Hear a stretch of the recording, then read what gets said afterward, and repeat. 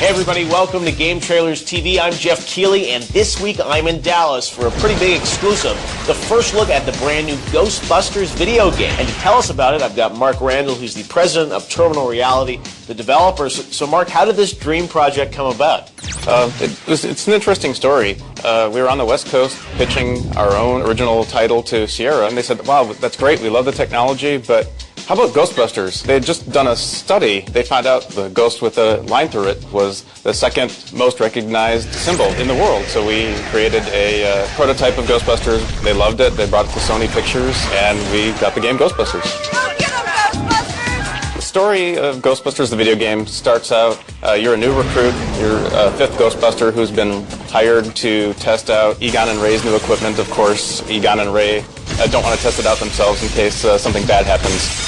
There's an inciting event, like there always is. It's something that triggers a big reaction in the city. You have Bill Murray, Dan Aykroyd, Harold Ramis, Ernie Hudson. They're all back for this game. Those guys have been incredibly generous with their time and their talents. They have spent a lot of time with us, helping us sort of shape how the story would go. Definitely a contribution with all the dialogue. They tweaked all of our equipment names and made sure everything sort of fits in the mold of the Ghostbusters world. But what is the appeal to them, do you think, of doing this as a video game, not as another movie or as a CG film? Well, definitely we can continue the Ghostbusters story. Everything is as it was when the second movie left off.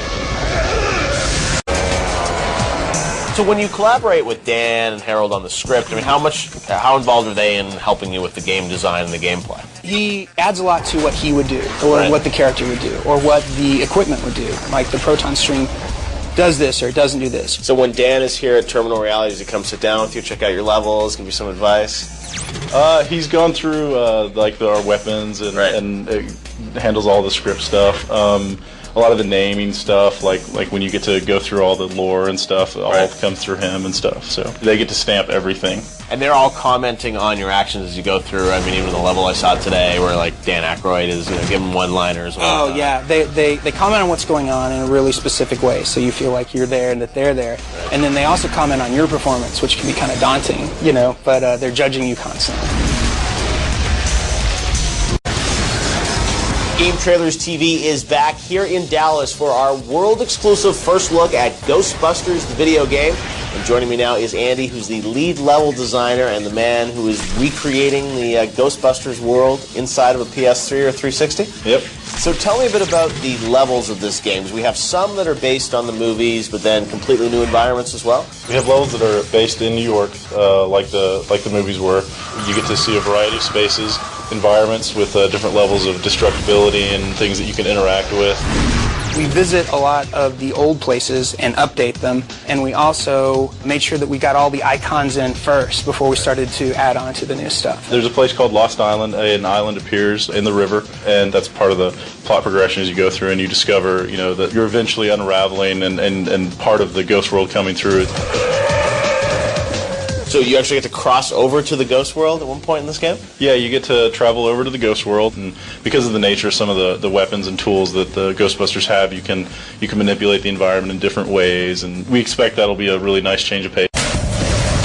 Is the gameplay of this game literally going around and capturing ghosts? Yeah, you capture ghosts, you get to hunt ghosts down. Most of the old gadgets from the movies make appearances. You use your PKE to find things. Stay Puft is back, and that means Gozer's back. So contribute all the way through there. So Gozer is in the game? We're going to see Gozer? There's going to be a Gozer. One of the big things that we paid attention to was the personality of each enemy. So when you think of Slimer and then take Slimer and multiply him times the amount of enemies that we have, every single character, we gave him a backstory, gave him a personality, so you can connect with that character.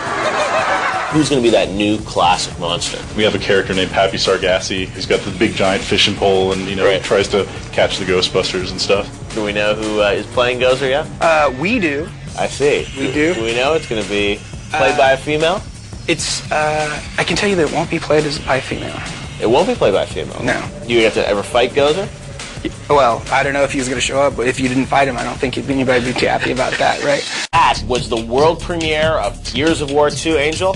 Pretty hot, right? Yeah, you wish you got to see it, right? You're going to have to tune in at home when it airs. But yeah, that's Gears of War 2. And I guess Ghostbusters is right up against Gears 2. Yeah, definitely is. Are you taking down Marcus Phoenix? Is the proton stream stronger than the chainsaw? There's no competition. We're definitely taking him down.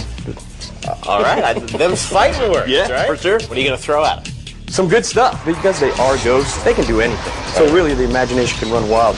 So we really came up with some really cool ideas to have them interact with the environments and use, you know, our really good physics engine to kind of mix the two. So we really got some interesting battles where you're not just looking at him, you're looking at what is he doing to me and what's he doing to around the environment. So it's really cool. Are we going to see some crazy boss fights? Yeah, we have some really big boss fights. We have large scale. We have some, you're 6 feet tall. You know, there's 50 foot, 60 foot, enemies that you get to fight. Are all the Ghostbusters always with you, or how does that work? No, sometimes they are all with you in some of the bigger sequences. But to keep everything manageable from a play standpoint and to also keep you super involved as a player, we split some of the Ghostbusters off at different times. They're such a great team. What would they really need you for? You know what I mean? So we had to peel off. Hey, welcome back to Game Trailers TV. This week from Dallas with the world-exclusive first look at Ghostbusters, the video game. The guys here, they live Ghostbusters. What do you got here? This is the Proton Pack. They tell me not to wear this every day, but I go ahead and do it anyways, just because it makes me feel more in tune with the game. This is just no crappy kind of getup. I mean, this thing looks pretty hardcore. It lights up. How heavy is it? It's about 35 pounds. I mean, it's got a little bit of everything. The new turno wand. I've got the whole pack set up back here with the light set up and stuff, and it's a lot of fun to strap on. Makes you feel like you're one of the Ghostbusters. It really does. What's the cool new weapon that everyone's going to be excited about? Probably the one people are mostly excited about is the slime tether. Right. It's part of your plasma dispersion system that Egon gives you later on in the game. It's pretty strong slime. Yeah, and based on how many you put on them, you can get different interactions out of objects. Physics are a pretty important part of this game. Yeah, absolutely. Our game engine, we call it the Infernal Engine, is really, really physics-driven. We have the ability to literally simulate thousands of objects on the screen, break apart objects, bust things up, scar the scenery. So when you've got Stay Puft there, you can literally have a crowd of 1,000 people running away from him. Yes, if Stay Puft appears on a crowded street, yes, you will see literally 1,000 people running away from him. What happens, though, if you cross the streams? Everybody asks me, what happens when you cross the streams? What happens then? We can't really. It's never good to cross the streams.